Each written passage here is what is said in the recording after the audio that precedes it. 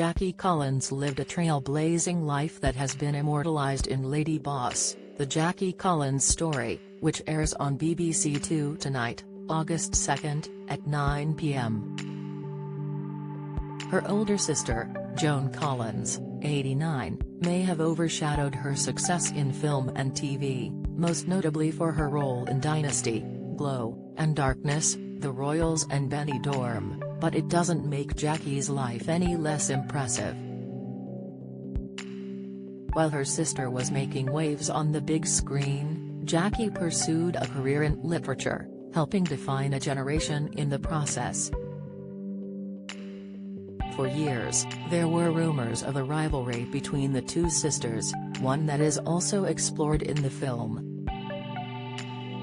Their relationship was the source of debate for years, but it seems that they didn't butt heads as much as some believe.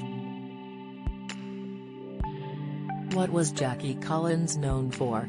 From birth, the Collins sisters, and their younger brother Bill Collins, were born into a life of show business. Their dad Joseph Williams Collins was a talent agent, managing some massive names including Dame Shirley Bassey, Sir Tom Jones and even the Beatles. Despite pursuing the limelight like her sister, Jackie never achieved the same level of fame on the big screen. However, she turned to writing, ultimately selling over 500 million copies in 40 different languages. Her first book in the 1960s, The World is Full of Married Men, was marketed as a romance novel, though it grew a reputation for its provocative writing. It ended up being banned in Australia and South Africa, though it was a massive hit in the UK and USA. Fellow romantic novelist Barbara Cartland called the book nasty, filthy and disgusting and accused Jackie of creating every pervert in Britain. Regardless, her books continued to prove immensely popular, making her one of the most read authors of the time. Jackie Collins' relationship with Joan, the director of Lady Boss, Laura Forey, spoke of how Jackie felt inferior to her sister back in their teenage years. Speaking to Vanity Fair, Laura explained, "It was amazing to hold these diaries and see that very personal story being told through the eyes of a very young woman trying to make it in the world. Imagine being Joan Collins' younger sister.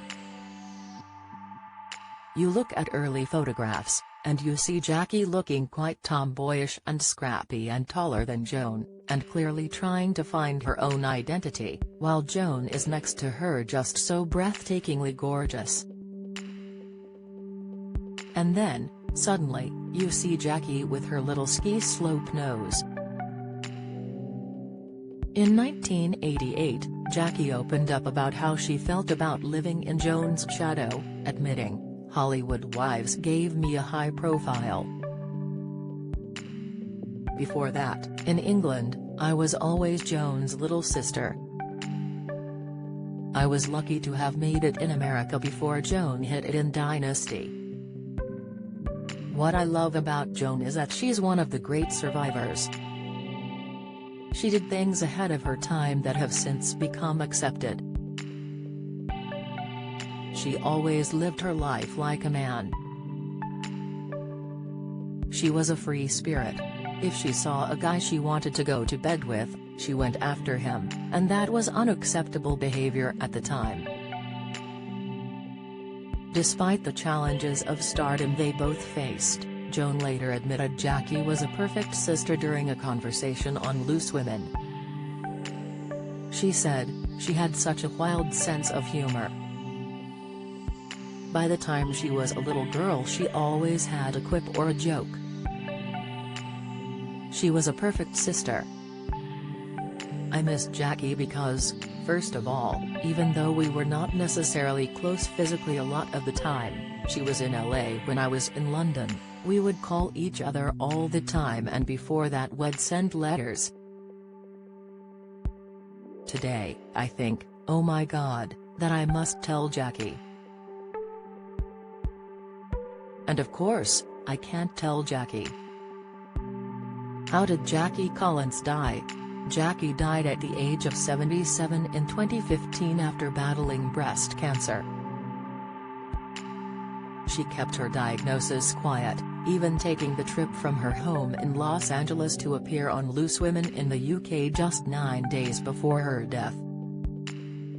During her interview, she bragged she'd tried every sex position in her books, before meeting up with Joan for dinner later that day. Finally, in an interview with People, just days before she passed away, she mentioned the diagnoses. Jackie said, "Looking back, I'm not sorry about anything I did. I did it my way, as Frank Sinatra would say. I've written 5 books since the diagnosis, I've lived my life, I've traveled all over the world, I have not turned down book tours, and no one has ever known until now when I feel as though I should come out with it."